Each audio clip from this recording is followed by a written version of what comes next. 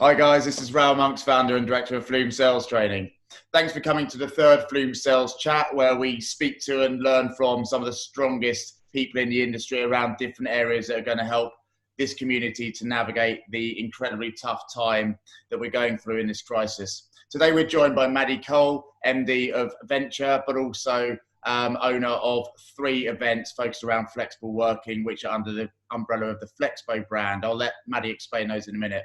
We're here today to find out more from someone who's been doing this for years and years and years, how to lead and get the most from remote sales teams, which is a big challenge out there for everyone. So we'll have a chat, we'll find out some different stuff. I'm going to hand over to Maddy now just to tell us a tiny bit about yourself, and then we'll get into things. So hi everybody, thank you very much for having me today. So Venture Business, we're an outsourced media sales company, so we sell exhibitions, events, print, digital for event organisers and publishers. We're in our 5th year and our team has always worked remotely, so the current state of play is completely normal for us. The Flexpo events are something that I launched last year that were very much a passion project, that I see the talent that is lost through people not offering flexible working, and the events are there to connect talented professionals, so people with a breadth of work experience with employers that are open to flexible working. And the other side of the coin, we run an event called Flexpo Business that is to support HR and business leaders with the transition to flexible and remote working. So what's currently happening is something that we've been pushing for a very long time, not coronavirus obviously, but the transition to remote and flex. So we'd love to try and support companies to come out the other side of this believing that it was a great thing.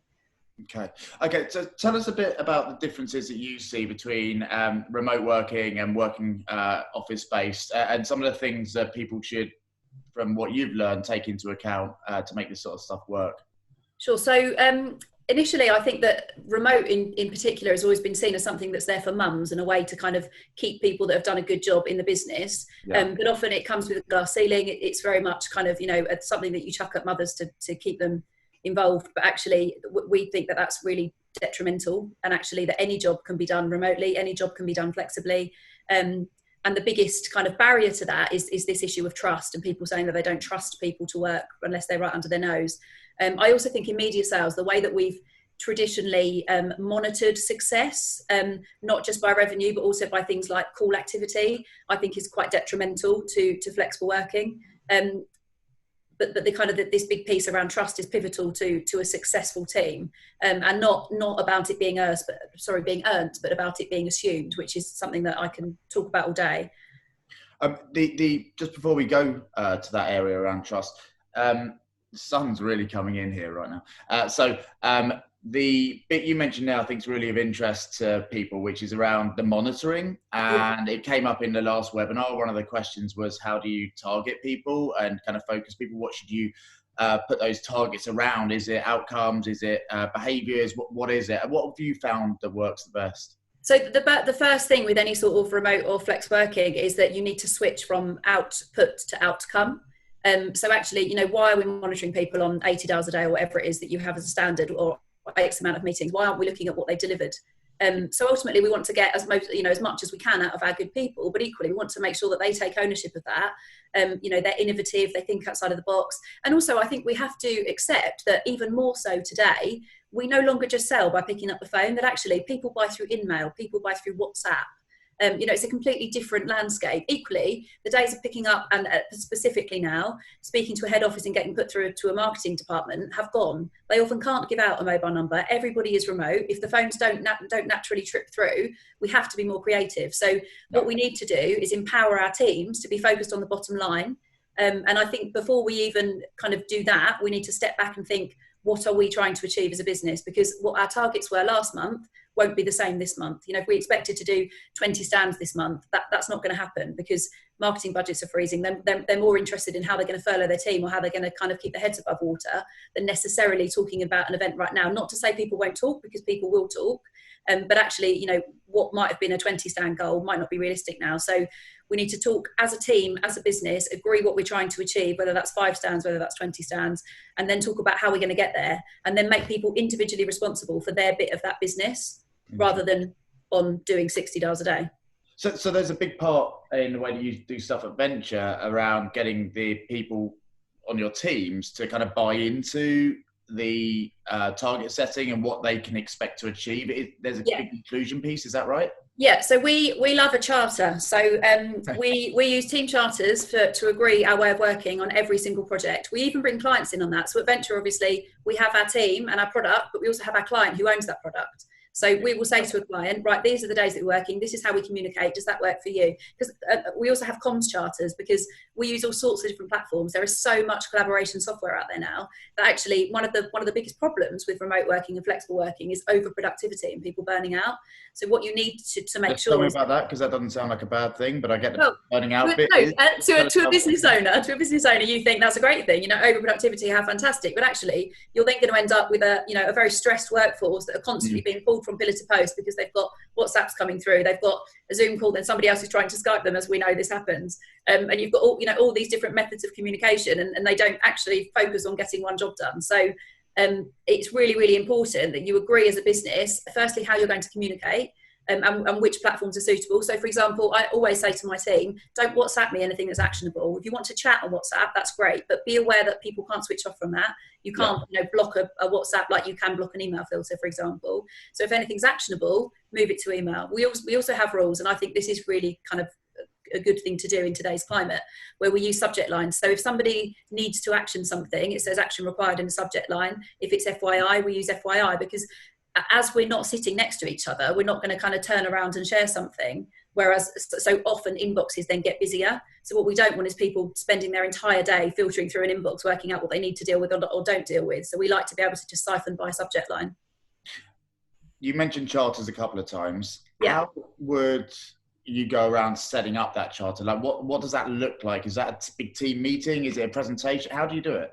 No, so the most important thing about a charter is that you have a structure that you're going to follow, but that you include the team in all of that. Because I think the other thing we need to address is that this is not normal remote working. You've got children at home. You've got, the day-to-day pressure of the news and what's going on. And, I wake up some days and feel like this is fine. We're going to completely combat this. We're going to, be really innovative. We're going to move to digital. And then I wake up other days and think, this is horrendous. This is like the end of the world. And I think everybody that I'm speaking to feels like that.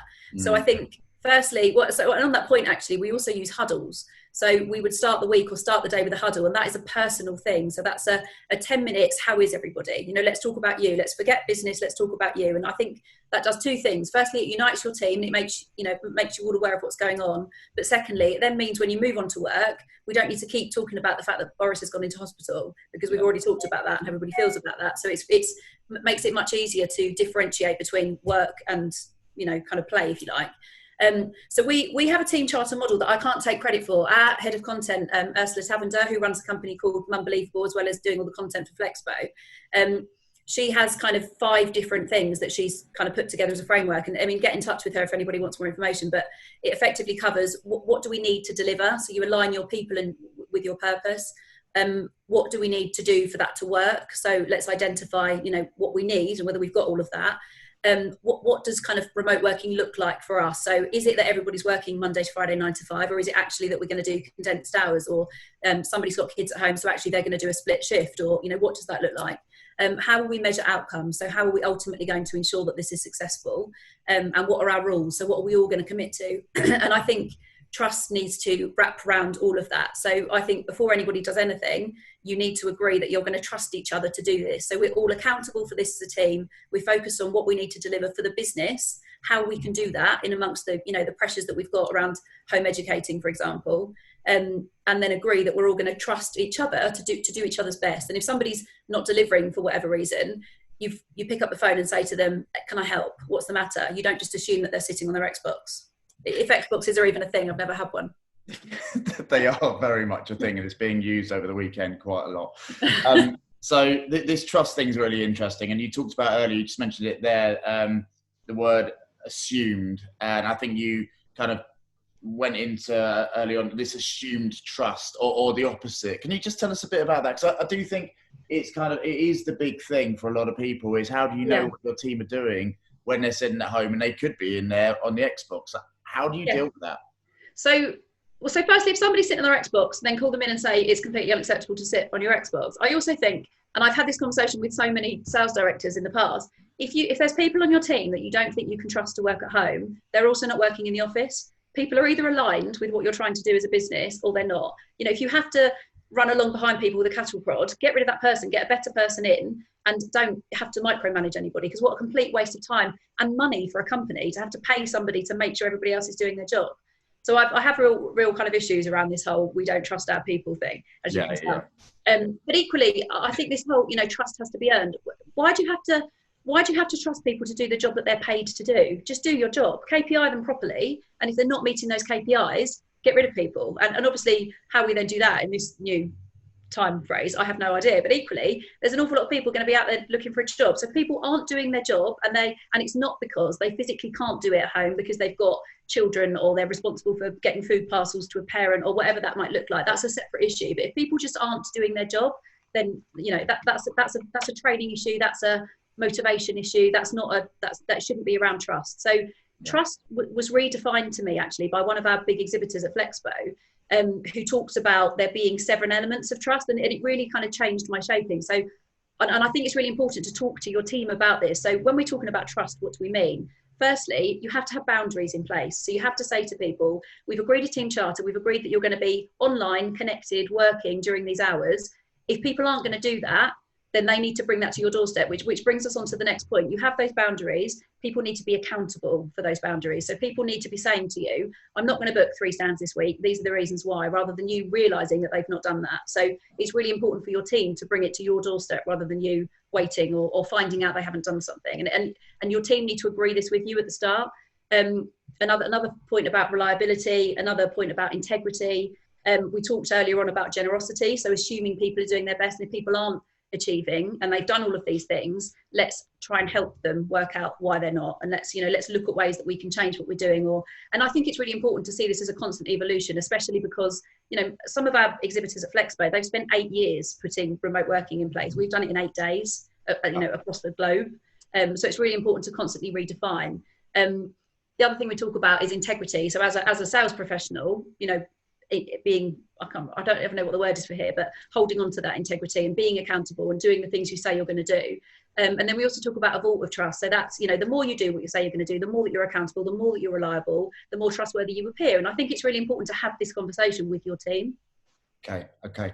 So if we were to put ourselves in the shoes of someone who in the last 2-3 weeks has got a team who have been moved home and they have to lead that remote sales team, is completely different. What do you think the biggest mistake that someone in that situation as a leader could be making right now? And it might well tap into some of the stuff you've talked about, but what's the big one that we need to avoid, do you think? I think to assume business as normal. I think it's really important to get your team all together on a video chat and say to them, this isn't normal. Let's work together. Let's redefine what is business critical. You know, what do we need to do? Share with them, you know, as a business, we need to be doing X, Y, and Z, or we're not going to have an event, or we need to do this, or we're not going to have a business. You know, share that. No, I'm not talking about pushing the pressure down, but make them aware of what you're trying to do. And also as a sales manager, a sales director, you want to be demonstrating that your team are still being productive. So you need them to be accountable and you need them to come back to you. And I don't think there's any shame in having that conversation with people. I think what this is doing is making everybody more human.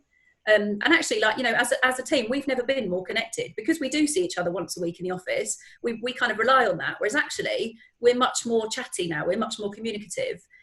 The other thing, as a rule, that, I mean, this isn't a kind of what not to do, but what a to do, is we insist on how, the modes upon which we communicate. So we video call as an absolute priority. So my Zoom link is always open. If anybody wants to chat to me, they know what hours I work. They can click on it. You know, they appear. It beeps before they come online. They can chat to me whenever they want.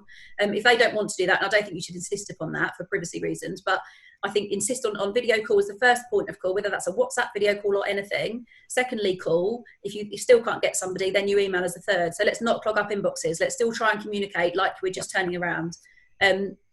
Sorry, what the question was, or what not to do, wasn't it? No, but we're loving tips here. So actually, let's move on. So if you were to kind of try and sum up what you think people should have in mind when we're thinking about remote sales leadership, if you were to just kind of give some rules, and I appreciate some of this might kind of go back over some of the stuff you've done, but if we could sum it up for people, what are the main things you think people, I don't know if you've got 3 things or whatever it might be, do you think people should kind of remember, take into account, or lead their team? So I think redefine KPIs. So redefine what everybody is personally responsible and how that's going to be monitored. I think I absolutely agree some sort of comms charter. So that's how people are going to work, when they're going to work, where they're going to work. And even, you know, it sounds really silly, but check people are set up, because actually working off a single laptop is completely different to a monitor and a keyboard. Crazy things like one of the girls on my team, her camera stopped working on her laptop. So we'd have a video call, everybody else would be able to be seen and she wasn't. So just send her a webcam if you can't send a whole laptop. You know, it sounds really basic, but you know, what is a very small cost makes a massive difference to somebody else's productivity. Yeah. And I think a team charter is essential. I think agreeing what you're trying to do as a team. But equally, I think redefining what you're trying to do is really important. So put in a, you know, once every couple of weeks, and I do think it needs to be that often currently, given how quickly everything is shifting, to agree that as a business, as a team, what you're trying to deliver, and to then share how you're communicating with clients, what's working best, you know, what the messaging is that is appealing to people, that kind of thing. Okay, that final question, we were asking everyone this. So if I was a salesperson trying to work in this environment right now, what one sales tip would you give me in terms of how I can work better with my clients right now? Oh, it's really difficult. I think because we work in so many different industries, it's really variable, and it's really interesting actually also to see how the different industries are responding and how some of them are really impacted and some aren't. But I think ultimately to just be very human about everything. I think to have a very kind of frank conversation with, firstly, I don't think there's any shame in what we as an industry are doing. I think events and magazines and any sort of content production around an industry have always been there to engage and connect an industry. And, you know, fundamentally, we are the backbone of most industries. So I don't think there's any shame in speaking to people and in saying, you know, we are a leading exhibition. We are still going to be here for you when we come out. We want to make sure that we're talking to you. We're finding out what you're trying to achieve, what you're trying to do as a business, and almost bring it straight back to an initial sales call, even with all of your accounts that you've had. I think it's difficult as an account manager to kind of go back in and not just be talking about the product that you've always talked to that person about because you feel you know their business so well. But I think to be really human, find out ultimately what it is that's impacting them and what they're trying to do, and make them aware of what, as an event, you're trying to support them with. I have to say, and this might not go down very well, I don't think being very salesy at the moment is the way to go. I do think that how businesses behave currently is going to be felt for many years to come. So I think ultimately to be communicating, to be there, to make them aware of what you're doing and why we're doing that, to support the industries that we're operating in, means that when they are then in a position to commit, you'll know that because you'll have that regular, you know, lines of communication, and you'll be the event that they turn to rather than the one that was trying to make them sign up. Yeah. For the record, I wholly agree in terms of the salesy piece. It's about authenticity and doing stuff for the right reasons right now. And that idea that clients are going to remember the good and the bad longer period than ever through this because they're so sensitive, I think is a really important one. And the sales experience you offer to your clients is so overwhelmingly important right now. So doing things for the right reasons key. Yeah, completely agree. Cool. So Maddy, thank you so much for your time. It's been really, really interesting, and hopefully the viewers who are watching this can take some of the ideas that you've given and share them. We'll also, you mentioned a couple of people earlier, so we'll try and share links to find out more about some of the stuff that those people have been talking about, in terms of like those 5 rules you were talking about. So we'll try and put those down below as well. Happy to chat to anybody, you know, anybody that kind of wants anything shared or anything like that, you know, how we work, what we find works, any introductions, you know, very happy to chat. Fab. So again, we'll tag you in this, Madeline, so that everyone can get in contact if they need to. Hopefully you guys have found this useful. Please give us a shout if there's other areas you want us to speak to, or other people you think we should be getting on here that we can share their views with the rest of the industry. We'll keep doing these regularly, and please comment, please share, please like, and please stay safe and productive, and I'll be in touch soon. Take care, guys. Thank you very much. Thank you.